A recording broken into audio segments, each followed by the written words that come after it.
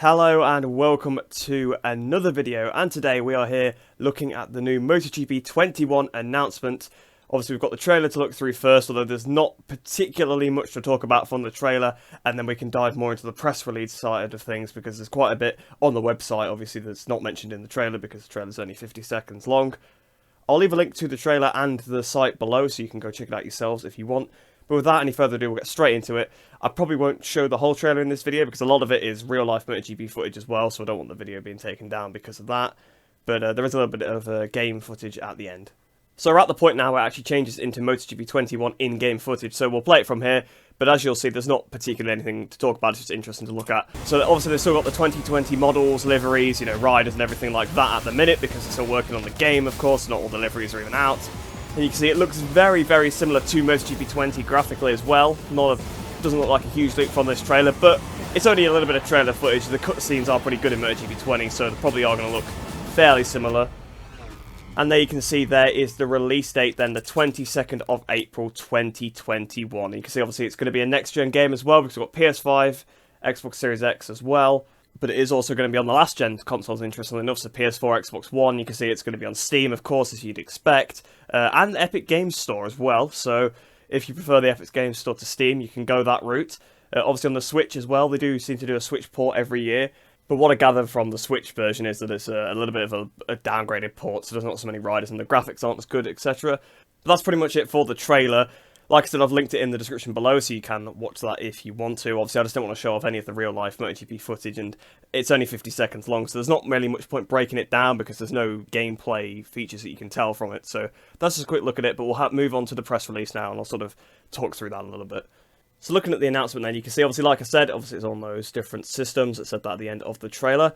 It's obviously got the 2021 official season, which you'd expect. Obviously, it would be a bit of a problem if MotoGP 21 didn't have the 2021 season, and obviously on the next-gen consoles as well.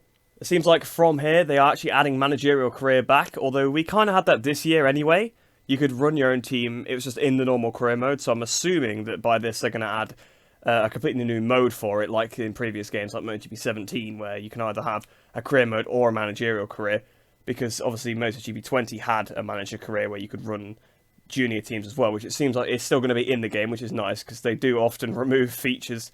But I think the most important part of this little announcement here is this section, because it reveals a lot of content. So I'll just quickly read it out, and then we'll go through each little point there. So, and since riding is not just a matter of speed, but also strategy, this year, more than ever, you'll have full control of your bike. You'll be able to monitor the brake temperature and experience a new level of simulation thanks to the revised bike suspension system. And watch out for those tricky curves. If you fall, you'll no longer automatically respawn on track. With the new bike retrieval system, you'll have to go and get up and get back on your bike as fast as you can. Be careful and follow the rules because the long lap penalty feature is coming to the MotoGP game franchise. Now that is amazing. Those 4 sentences pretty much have most of the features people have been asking for years. Obviously, the long lap feature, which is the last thing they mentioned, that needed to be in MotoGP 20, really, because it was in 2019 in real life and 2020. But now we're finally getting it for MotoGP 21. That is a big thing, of course, and it would be nice to actually receive realistic penalties rather than just a random time penalty. And obviously now, when you crash, you'll have to go and pick up your bike, which is more like the old Superbike games from years and years ago, if you've ever seen gameplay or actually ever played them yourself. I've never played them, but I've seen the gameplay, and you have to pick up the bike and bump start it. So I'm presuming there'll be something similar in MotoGP 21. You'll have to pick up the bike, and you'll probably have to press a button to bump start, and you'll have to run with the bike. It's just going to be really cool. It actually penalises you for crashing. And I think that'll make online play a lot better as well, in a way, because people will perhaps be a bit more careful with things. It might not ram you off as much. Although, if they do, it'll be a little bit more annoying, because you'll actually have to pick up your bike. But I'm sure it will be really, really cool the very first time we have to do it. After that, probably get a bit annoying, but it's more realistic, and for league races, it will be a big thing as well, because it actually rewards being consistent over than pushing to the limit and crashing. And then obviously the 2 important points about the physics here then we've got brake temperature and a revised bike suspension system, which the suspension system is pretty long overdue, to be honest. The suspension has been very, very strange previously, so an improvement for that would be really, really good. And obviously brake temperature, that just changes how you have to brake again. So MotoGP 20 was one of the main talking points was the brakes, because you had to be really careful on the brakes to not do a stoppie and go over the front of the bike. But now you have to be careful about the temperature as well, so not only will you be managing the stoppies, you'll have to not brake too hard and overheat your brakes, and also you have to brake hard enough to not let them cool down, so that'll be interesting. Obviously, it depends how it's implemented. It might be one of those things where it's not really a problem, like the fuel system. Like in most races, in single player at least, it's not a problem. You just go power mode 1 for most of the race, power mode 0 for a couple of laps, and you sort it, obviously. So I don't know whether the brake temperature will be like that and not something you particularly have to worry about. But on the other hand, it could be like the tyres, where it actually matters a lot, and you'll have to change your setup depending. So you'll actually have to really think about which brake disc you want to use, because it'll probably actually impact the temperature. And obviously, the brake temperature is really important, as we saw in real life at the Styrian Grand Prix. Obviously, Maverick Vinales' brakes got too hot and literally exploded. So the brake temperature is quite an important part of the bike, so I'm guessing that will be quite a big gameplay change. And obviously, bike suspension system, it's a little bit vague, I guess, that. It just means that it's improved, so it'll be a bit more realistic, with the forks probably bottoming out, and obviously the rear suspension as well, so maybe when you slide out of corners, the rear will maybe modulate a little bit more, rather than just kind of spinning out from underneath you like it currently does, so it might be a little bit more easy to control the bike coming out of corners, maybe on the way in as well. It might be a little bit more bumpy, so it'd be interesting to see what that is, but obviously it's quite vague, just an improved bike suspension system. So that's the little announcement out of the way then, and this is the section where they go a little bit more in depth. So if we scroll down to it, you can see the complete 2021 season and historic riders. Discover all the official rosters and tracks and experience the thrill of the 2021 season. And if you want to dive into the past, you can relive the MotoGP history with more than 40 riders and their iconic bikes. And so I'm presuming that most of the historic riders will probably be the same ones that are in MotoGP 19 and MotoGP 20. I don't know exactly how many there is, but it says more than 40 here, so that doesn't mean there's 40, there'll be over 40. So I'm not sure whether that will be less this year than previously. It would be a bit of a shame if it was, because it seems like more work to actually remove them. So quite why they would remove that, maybe it's a licensing problem. But I think the amount of riders should be pretty much the same. So I'm not really expecting anything to change on that front. I'm expecting pretty much the same historic riders, maybe a couple swapped out for each other, like between 19 and 20, but not really expecting a big change on that front. And here we are back to the managerial career section. So like I said, obviously, there already kind of was this in MotoGP 20. But it was just baked into the regular career mode, but I'm guessing it'll be a little bit more in-depth. So managerial career, it's up to you. Take critical decisions and find a winning strategy to take over the championship. Create your crew, choosing between official teams or a new one. Pick your staff, choosing a personal manager, a chief engineer and a data analyst who will help you make crucial choices such as the best contract to get and the bike development. Reach the MotoGP or Moto2 class and assemble your very own junior team. So to be honest, that description sounds exactly the same as MotoGP 20's. There doesn't sound like anything different with that at all, because it still says you can pick between an official or your own team, which is like what you can do this year, because you pretty much are the team manager even if you pick an official team, because you make all the development decisions and hiring and firing of staff. So it sounds exactly the same. I'm not sure whether you could actually have a junior team when you were in Moto 2 this year, because I was already in MotoGP when they actually added that feature. So not 100% sure about that. I'm guessing they're putting it in the marketing purely because it actually wasn't in MotoGP 20 when it first came out, the sort of junior team stuff. So maybe that's why they're putting it in here, but the managerial career, it sounds the exact same as last year. So I think this section is more focusing on the physics, so you can see tyre wear, control your riding style, how you ride your bike will directly affect your tyres wear, worn tyres make it more difficult to handle the bike, manage it cautiously, so it seems to be pretty much the same. So again, of course, we've had tyre wear previously, and we've had tyre heating for the last couple of games, so I'm guessing it'll be quite similar. Fuel consumption, again, I'm guessing that will be very, very similar to MotoGP 20's fuel consumption. So fuel consumption, keep tabs on the level of fuel. Like in real life, your bike consumes fuel lap after lap.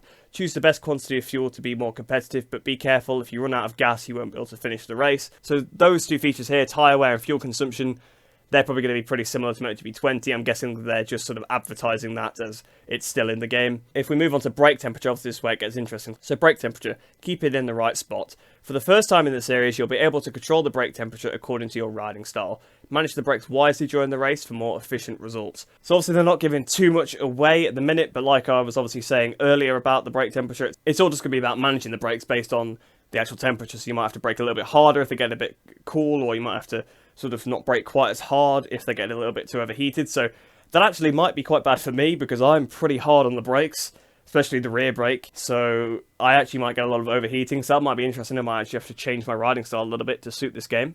And bike suspension system, riding never felt so good.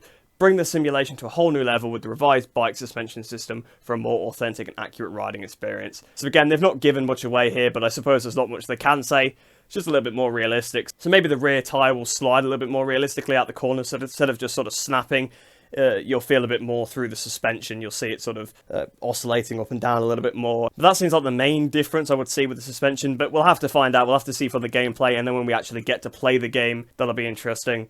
And we'll obviously have to hear what sort of testers have to say, people that get the game early. It'll be interesting to see what they say. So moving on to the bike retrieval once again then now. So every second counts. Forget automatic respawns. If you fall, you must get up and get back to your bike as fast as possible. Never lose control. And you've got a nice little picture there of Maverick Vinales at, interestingly enough, turn 3, running up towards his bike. Well, luckily his bike stopped and not gone back on the circuit. Maybe they could have picked a different corner to show that off, although turn 1 probably actually would have been worse for Vinales, because he actually did crash at that one, obviously, where he just almost crashed. Well, he almost got cleared out at turn 3 in real life. So not really got anything else to add to this. Obviously, we spoke about that already. It'd be just really cool to try and run and pick up the bike, and obviously it makes it matter a bit more, makes it, you kind of get rewarded for being consistent and staying on more. And then we're down to this very last section here, so I think this is just more general things about the game, because I actually was thinking it was a little bit weird how they hadn't mentioned anything about the AI. Usually they do bang on about the AI, and considering how poor they are in MotoGP 20, I would really have wanted to see a little bit more about that, saying that they're improving it, but they haven't really mentioned it. So hopefully it will get mentioned soon enough. But you can see graphics editor, control your riding style, customize helmet, suit, stickers, racing number, and livery with 5 incredible graphics editors. Once you're done, share your designs online and try some of your fellow players' creations. You can share helmet, racing number, and rider stickers. So, graphic editor sounds pretty similar to the last game. I haven't really used it much, to be honest, but I know some of you really, really like to use it. If I make something custom, I usually just mod it in rather than going through the editor, but it's good for console players, I guess, to have a nice editor. Neural AI, so Anna is back, which is what you'd expect. It'd be a little bit weird if they'd gone backwards from that. Take your place on the starting grid and get ready to challenge faster and smarter opponents in the most exciting offline races ever with improved neural AI. So they've said it's improved a little bit, so that's nice to see that a little bit improved. And if the physics are changed, maybe you can't exploit the bike in the same way you can currently.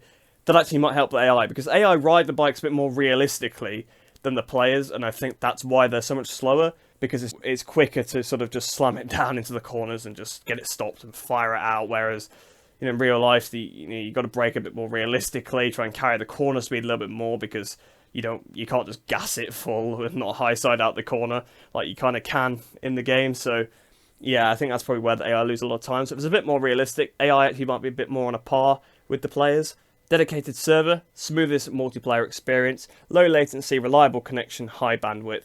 Take the fun to a whole new level, challenging other players online or creating your own event in the race director mode. So that's, again, another feature that's from MotoGP 20, so it seems like they're advertising a lot of features that were just in MotoGP 20. I'm guessing it's just to say, oh, we've got this feature, we've got it, but it was already in the previous game, so we kind of expect it, but I guess it's nice to see it's still there. I mean, the dedicated servers weren't really that great anyway. They're still pretty laggy a lot of the time when you're playing with people from other places in the world, which you're going to get a bit of lag, but sometimes it's quite bad, like Jerez, for some reason, it's just really laggy all the time. Like, the frame rate drops a lot around Jerez. Even I've tried it on different systems, it seems to happen. It's quite strange that online sometimes at Jerez the frame rate just drops. But yeah, I suppose it's nice to see that we still got it, because it was better than when we didn't have dedicated servers, but they're still not amazing. So we move on to the next gen. So of course, we're moving on to next gen now with the Xbox Series X and PS5, which is still good for PC players as well, because it means you're not limited by the previous gen consoles anymore. However, it's still coming out on those systems, so it's not going to be a big leap. I wouldn't expect a massive leap, because obviously they're still being held back by the Xbox One and PS4. So I'm hoping for maybe MotoGP 22 they can let go of those systems and sort of move on so that we can not be limited. But it makes sense that you'd still release it on those systems at this point, because the next-gen systems are too new and barely anybody has them at the moment, because they're basically impossible to get. At least in the UK, they're pretty much impossible to get. But anyway, next-gen, the debut in the next generation. Experience MotoGP 21 at its highest potential to the exclusive features for next-gen consoles. Dynamic resolution up to 4K, 60 FPS, improved graphic quality, shortened loading times, and increased number of online players per race. So that is what we want to see. We want to see more online players. Obviously, they have that with Ride 4 on the next-gen systems already, so I was kind of expecting that for MotoGP 21. However, this is where the problem is. PC have still not got a next-gen patch for Ride 4 yet, so I hope they're not treating PC as if it's last generation. I hope they're not doing that with this game as well, because if Xbox Series X and PS5 get more than 12 players and PC doesn't, that's pretty embarrassing. I mean, I can't really say, there's not another word for it really. It's quite poor if that's the case. I'm hoping that I'm wrong. I'm hoping that a Ride 4 patch does come out as well to PC soon, but at least for MotoGP 21, it should come out as a next-gen game, and the PC should have the next-gen version of the game, not the last-gen version. So I'm hoping that it does include PC, the next-gen, but we'll see. We'll see when the game comes out, I suppose. Maybe it'll be worth asking, so if they do a Q&A, we'll have to ask. They did last year do quite a few, so hopefully they will this year as well. But let's move on to the very final section then, the long lap penalty. So there you can see they've added it to Austria, because none of the tracks actually had the long lap at all, even though it didn't work in the game. They just weren't there anyway as well. But lead the race, but follow the rules. Just like the real riders, you'll have to play by the rules of the official championship or you'll face consequences, including, for the first time, the long lap penalty. Enjoy the most authentic MotoGP experience. So I'm guessing, based on that then, there's going to be other penalties. That's what I'm taking from that. Obviously there's a long lap penalty, but also we're just going to have more realistic rules as well, which would be fantastic. If we could get more realistic track limits rules, which I know is something I bang on about way too much, that would be great, because online, the track limits, they're a bit ridiculous. Now, I'm not saying that you should give someone a long lap penalty and a 3-lap lobby for going off the track a little bit. I think it should be, you should be able to tweak it. You should be able to have a harsh setting where you go off the track 3 times, you get a long lap penalty, and that's just how it should be. And you can do that for league races, you can do that for your career mode if you want to ride a bit more clean. I'll probably try and do that so I can stay on the track a little bit more. Obviously lose your lap as well if you just go off the track at all once in qualifying. I think that should be one setting, a harsh setting, but then you should also have a relaxed setting that's similar to how it is now. If you go off the track too many times, you get a time penalty, so if you get a massive advantage. However, it needs to be more strict anyway. Even on this relaxed setting, it needs to be stricter than it is currently now. Because you can just go so far off the track, full throttle, gain a second out of a corner. We've seen it happen at Chang so many times, and you don't get a penalty. And it's just not fair. You need to change that aspect a little bit. You need to make it so that if you're going off the track ridiculously, gaining massive amounts of time, you need to get a pretty big penalty for it, regardless of the penalty mode you're picking. So they need to have a relaxed setting that's more strict than the relaxed setting they currently have, and they just need to have a strict setting with this long lap, in my opinion. But we'll see what they do with it.